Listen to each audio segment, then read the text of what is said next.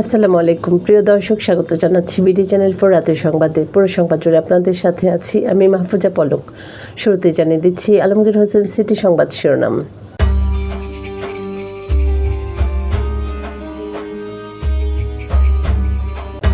দেশের জনগণের জন্য গণতন্ত্রকে চিরস্থায়ী করে যাব ভারপ্রাপ্ত প্রেসিডেন্ট। জুলাই গণ অভ্যুত্থান দিবসে কিশোরগঞ্জে আলোচনা সভা ও সংবর্ধনা। ইটনায় জুলাই গণ অভ্যুত্থান দিবস পালন। তারাইলে জুলাই গণ অভ্যুত্থান দিবস পালন, সংবর্ধনা পেলেন জুলাই যোদ্ধারা।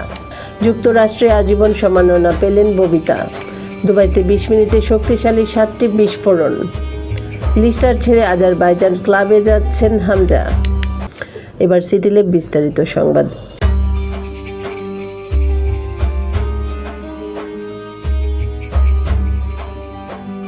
ভারপ্রাপ্ত প্রেসিডেন্ট হাফিজ উদ্দিন আহমদ বলেছেন, দেশের জনগণের জন্য গণতন্ত্রকে চিরস্থায়ী করে যাব। তিনি বলেন, আওয়ামী লীগ বলছে ডিসেম্বরে দেশে আসবে, আসুক, আমরাও দেখব। আজ রাজধানীর চীন মৈত্রী সম্মেলন কেন্দ্রে জুলাই শহীদদের স্মরণে আয়োজিত আলোচনা সভা এবং জুলাই শহীদ পরিবারের সদস্য ও জুলাই যোদ্ধাদের সংবর্ধনা অনুষ্ঠানে প্রধান অতিথির বক্তব্যে তিনি এসব কথা বলেন। এবার জীবনদীপ স্পেশালাইজড হাসপাতাল স্থানীয় সংবাদ।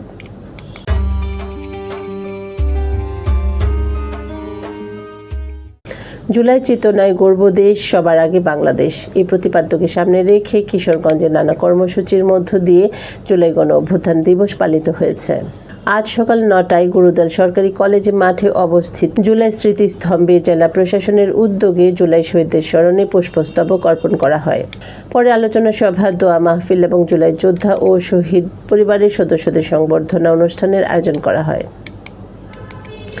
জুলাই চেতনায় গর্ব দেশ, সবার আগে বাংলাদেশ, এই প্রতিপাদ্যকে সামনে রেখে কিশোরগঞ্জ জেলার ইটনা উপজেলায় যথাযোগ্য মর্যাদায় জুলাই গণ অভ্যুত্থান দিবস পালিত হয়েছে।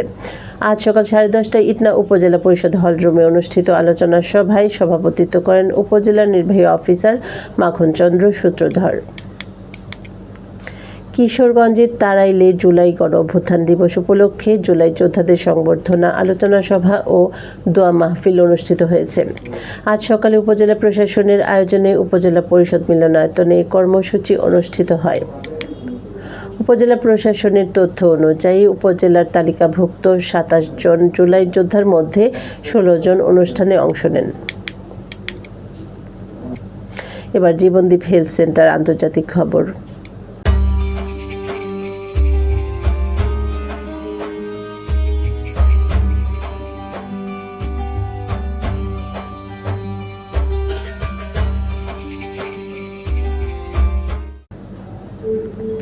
দুবাইয়ের জেবেল আলী শিল্প এলাকায় ভয়াবহ একাধিক বিস্ফোরণের ঘটনা ঘটেছে। সামাজিক যোগাযোগ মাধ্যমে ছড়িয়ে পড়া ভিডিওতে দেখা গেছে শহরটির আকাশ ঘন কুয়াশায় ঢেকে গেছে।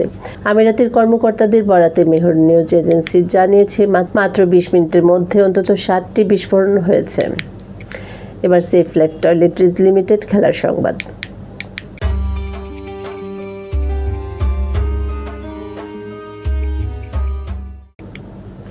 বাংলাদেশি বংশোদ্ভূত মিডফিল্ডার হামজা চৌধুরীকে ঘিরে নতুন সংবাদ দিয়েছে আজারবাইজানের ক্রীড়া সংবাদ মাধ্যম অফসাইড প্লাস।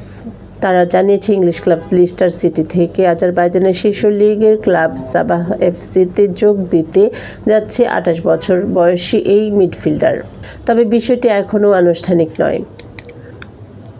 দর্শক, এই ছিল বিডি চ্যানেল 4 রাতের সংবাদ। সকলকে পরবর্তী সংবাদ দেখার আমন্ত্রণ জানিয়ে এখানে বিদায় নিচ্ছি। আপনারা ভালো থাকুন, সুস্থ থাকুন। নিত্য নতুন খবর পেতে বিডি চ্যানেল 4 এর ফেসবুক পেজ ও ইউটিউব চ্যানেলের সঙ্গে থাকুন। শুভরাত্রি, আল্লাহ হাফেজ।